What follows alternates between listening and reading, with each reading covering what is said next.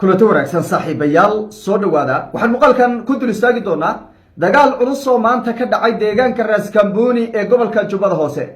dagaalkan wuxuu u dhaxeeyay ciidanka daraawiishta maamul goboleedka Jubbaland iyo ciidanka argagixisada shabaab ee deegaanadaasi ku sugan.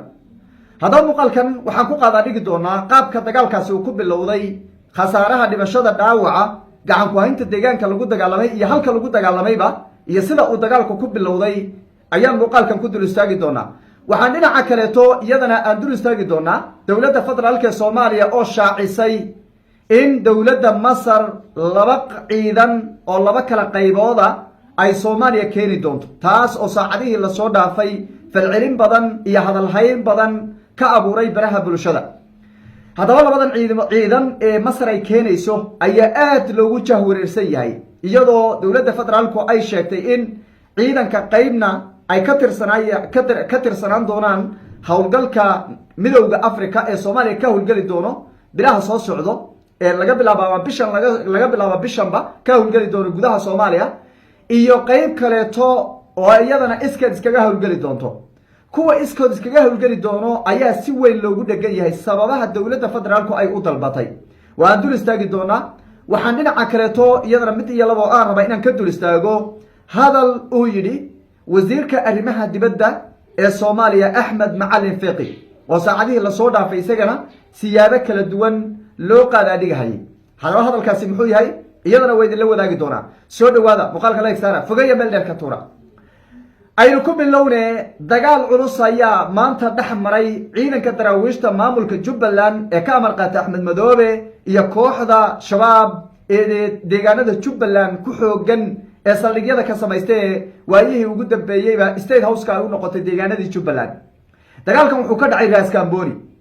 dagaalkan wuxuu si gaar ah uga dhacay magaalada Raaskambooni. Raaskambooni waa la garanayaa, waayihii ugu dambeeyay hadal haynteedu way taagnaydo xataa carruurta yaryar baan u malaynaya inay garanaysa sidii loo hadal hayay. waa meeshii ciidankii uu keenay ninka la yidhahdo Xasan Sheekh Maxamuud laga feejistay weeye, Axmed Madoobe uu xoogga kula wareegay. si kastaba dagaalku maanta wuxuu ka dhacay deegaano ka tirsan magaalada Raaskambooni oo aaggaasi Jubbada Hoose ayuu dagaalku ka dhacay. kolonyo ciidanka daraawiishta Jubbaland ayaa Raaskambooni ka baxay, waxayna ku wajahnaayeen deegaano kaleeto oo Raaskambooni aan ka dheerayn. iyagoo marka sii socda ayay kooxdan dhexda u galeen, xabada la isku riday, dagaalku saasoo haddana ku xoogeystay, labada dhinacba gurmad bay heleen. dagaal daqiiqado kooban socday ayaa halkaasi ku dhex maray. kooxda shabaab oo war ka soo saartay waxay sheegeen in hal askari ay ka dileen, 3 askarina ay dhaawaceen. waa sida iyagu ay sheegteen. dhinaca Jubbalandna waqti xaadirkan hadda ayna la hadlayo weli kama aysan hadlin khasaaraha rasmiga ee dagaalkaasi ka soo gaadhay ama dhinaca khawaarijta la gaarsiiyey. arrimaha la isweydiin baa waxay tahay, war dagaalkan Raaskambooni waa la wada joogay weligeedba, inta xataa dowladda federaalku aysan imaanin ciidamo Jubbaland baa joogay, ciidamada Axmed Madoobe ka amar qaataa joogi jiray. weligood dagaal shabaab iyo iyaga ma dhex marin. hal dagaal baa Axmed Madoobe iyo shabaab dhex maray, waa dagaalkii Buule Xaaji.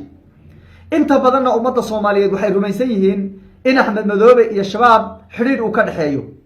haddaba dagaalkan maxaa keenay baa la leeyahay. dagaalkan Raaskambooni maxaa keenay? ciidamadu mayay isku khatalmeen oo si kadis baa la isku helay, maadaama aagga ciidamo dowladeed ay joogeen iyo ciidamo guddoomiyihii hore degmada Badhaadhe aagga xukumay ciidan uu watay oo intii badan ay wali wayse soo dhiibeen qaybo kale laga shakisan yahay inay jiri karaan ay jireen. maxaa keenay baa la leeyahay dagaalkan kadiska iyo kooxdan iyo nimankan maxaa iska horgeeyey? haddaba ana idinka dabageynaya shabaab iyo Axmed Madoobe waqti xaadirkan dagaal inay wada galaan uma qorshaysnayn. hal arrin baa soo dadejisay nimanka shabaab deegaankan, maadaama dowladdii federaalka laga eriyey, khilaaf badanna uu ka dhex taagnaa. dhalinyaradan damac baa galay inay magaalada Raaskambooni iyo aaggan oo dhan ba ay qabsadaan, maadaama degmadii Badhaadhe aaggan oo dhan laga xukumay ay gacanta ku hayaan. kooxdan marka aaggan ay kusoo dhawaatay. heshiiskii marka hore ee Axmed Madoobe iyo kooxda waa buray. damac dhuleed iyo xukun baa meesha yaalla. ilaa meesha wax diin ma taalle, waa xukun. wax la isku hayo waa xukun. qoladan shabaabkii iyo kooxahan khawaarijta waxay raadinayaan waa xukun. diinta way kusoo hoskabanayaan oo dadkay ku laynayaan oo way ku qalqalgelinayaan. diinna maba haystaan, maba tukadaanba. ragga la soo qabtay oo dhan waad ogsoontihiin. si kastaba damac baa meesha soo galay. raggan argagixisada ee aaggaasi joogana waa ragga hogaaminaya waa rag meesha u dhashay weye. marka waxaa la yidhi war deegaankan raaskambooni iyo dhulkan iyo diyaaradahan iyo meeshan iyo garoomadan iyo dhulkan si aan canshuura uga qaadano ma nimankan la dagaalano oo aan dhulkan ka qaadana lili oo aan dhulkan qabsanaba ilaa ragii dabaca kama tegaye sidaasoo horta yay nimankan deegaanka kusoo galeen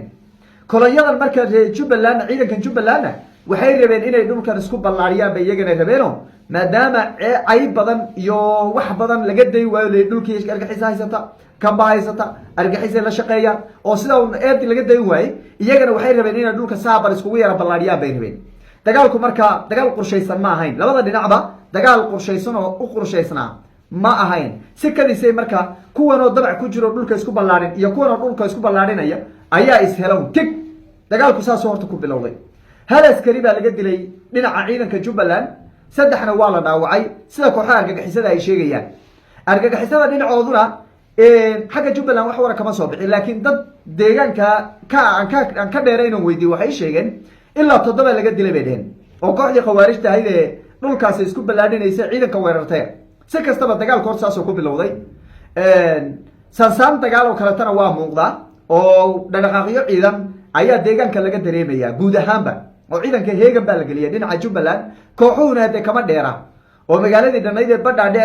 ee degmada ahayd ee raaskamboonigeeda dhulkan oo dhan laga xukumay kooxdan baaba gacanta ku haysoo maamulanaysa hadday noqdaan internetkeedii hadday noqdaan hawadeedii hadday noqdaan waxooda dhan ba iyadaa maamulanaya marka dhulku kama dheeraan kooxdu aad bay ugu xoogan yihiin waynu eegi doonaa wixii ka soo kordho dhinaca kale dowladda federaalka ee soomaaliya waxay shaacisay in masar ay keenayso 2 ciidan soomaaliya 2 ciidan 2 nooc ah bay soomaaliya masar keenaysaa baa la ciidan oo 2 nooc maxay yihiin ciidan waxay ka tirsanaanayaan howlgalka midowga africa nabad ilaalinta midowga africa ciidankooda ee soomaaliya ka howlgeli doona ee magacooda loo soo gaabay unison kaas bay horta ay qayb ka tirsanaanayaan waa kow qaybna way ka madax banaanaanayaanoo waxay ku imaanayaan baa layidhi iskaashi oo maxay yahay labada dal masar iyo soomaaliya oo maxaa la iska kaashanaya ciidankan masar kuwan howlgalka nabad ilaalinta u imaanaya la geray oo afrikadii o dhan baa meesha kusoo qulqulaysa oo loo ogolaaday kuwan kale maxay ka qabanayaan kuwan waa special force xasan baa u ogolaadoo siiyey xoogaa dhaqaaluu kaga bedeshay saldhigyo gaara la siinayaa danaha masar bay meesha ka fulinayaan etoobiya ay la dagaalamayaan jabhadaha etoobiya u tababarayaan amni daray gobollada soomaaliya rabaan inay ka abuuraan wax kale oo loo keenayaa ma jiro waa in shaxda la fahmaa wey ummadda soomaaliyeed inay fahanto wey ciidankan kale ee masar u imaanaya een howlgalka nabad ilaalinta midowda africa aan ka tirsanayn waxay u imaanayaan inay xasilooni daro iyo amni daro ay ka abuuraan gudaha soomaaliya etoobiya sidee uga abuurayaan gobollada waxay tegayaan horta gedo bakool hiiraan galguduud gobollada xuduudda etoobiya dhaca wey horta gobollada la geynayo waa gobollada xadka etoobiya dhaca weye dowladda deegaanka soomaalida dhaca weye gobollada marka xadka waxaa laga siinaya markaa saldhigyo waaweyn baa laga siinaya saldhigyadan maxay ku qabanayaan waxay ku qabanayaan inay jabhado etoobiya u tababaraan jabhadahan etoobiya gudaheeda ka dagaalamaya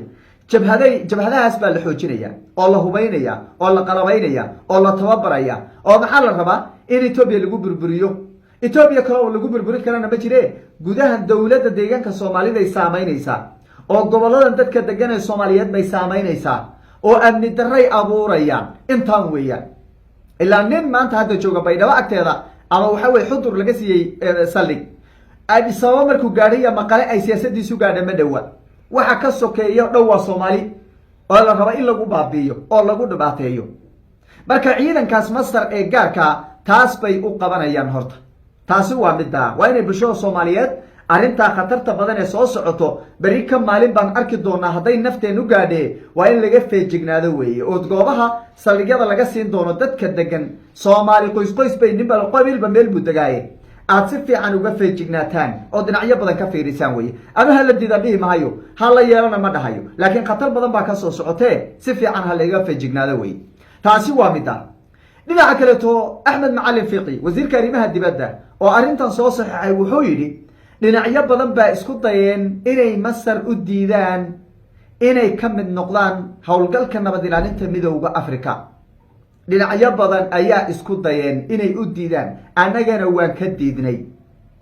waxaa la qaatay in loo diido masar taariikhdeeda dib haddaan inii xusuusiyo kii markii etoobiya lala dagaalamayay waxay ahayd dalkii ugu horreeyey ee garabkeeda ka baxay ee waxa weeye soomaaliya u garabaneeyey ee inay burburto qeyb ka qaatay ee haddana markii la burburay oo ay hubkii iyo saanadii iyo waxay siinaysa ka jaratay oo ay ka jaratay haddana markii qabaa'ilo loo rogmaday oo qabiilba qabiil qabsaday haddana wixii hubka ku daadgureynayay qabaa'ilada siinayay bay ahayd labada dhinacba marka masar in loo diido oo howlgalka aysan qeyb ka noqonin ayaa habboonayd xaqiiqada markan ka hadalla wey mar haddii etoobiya iyo soomaaliya heshiiyeen oo wixii la isku haystay ee badda ahayd ay meesha ka baxday ma garanayo sabab kale oo masar hadda loo sii wato waa siyaasad xumo waa khalad sababtoo ah etoobiya haddii aan colowno haa qof walba cadowgaada waad soo qaadan waad soo kaxaysani laakiin etoobiya haddaad heshiisnahay oo la heshiiyey oo dhibaato aysan hadda ka jirin oo baddii laga heshiiyey la siiyayo loo diidiyaaba wax masar loo wataay ma jiro maxaa loo wadanayaa masar markii horeba iyada danaheeda inugu wadatee maadan soomaaliya u socoti umay soconin khilaafka etoobiya kala dhexeeya rabtay inay ku meel marsato haddii hadda etoobiya lala heshiiyey waxaa anigu aan qabay oo ummadda soomaaliyed inta badan ay qabtay in masar meesha laga saaro oo howlgalka aysan qeyb ka noqonin laakiin hadda way dhacday soo maa haddana khatartan kale ee soo socota bulshada soomaaliyeed ha ka feejignaato